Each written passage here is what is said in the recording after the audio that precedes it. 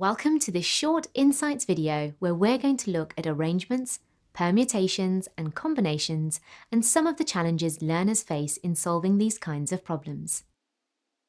A common misconception when sorting or arranging objects is to think, there are 6 objects, so I could start sorting by choosing any one of the 6.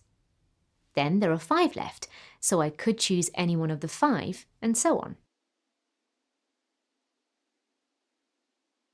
Giving 6 choices, plus 5 choices, plus 4 choices, plus 3 choices, plus 2 choices, plus 1 choice. So that makes 21 ways, which is incorrect.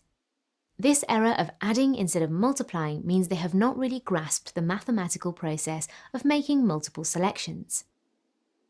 Using simple examples of selections quickly shows learners how to build up a general mathematical rule to the problem of arrangements. And then applying this rule is so much quicker than listing all the possible outcomes, particularly for more complex problems. Then learners are not always clear about the difference between a question asking them to make a selection and making a selection in a particular order. For example, a question about competitors in a school sports competition. Guessing who will win the first 3 places is hard, but guessing the winners and the order they will win in is harder still. The chance or probability of guessing the winners in the right order too is less than just guessing the winners.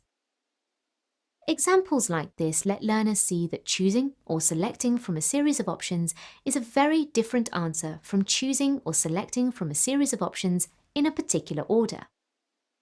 They need to decide, are they being asked how many ways they can select particular objects using combinations, or how many ways they can arrange particular objects and use permutations. Finally, they must answer using the correct notation and correct formula when solving problems like this. Learners often use NCR when they mean NPR from not understanding the topic completely,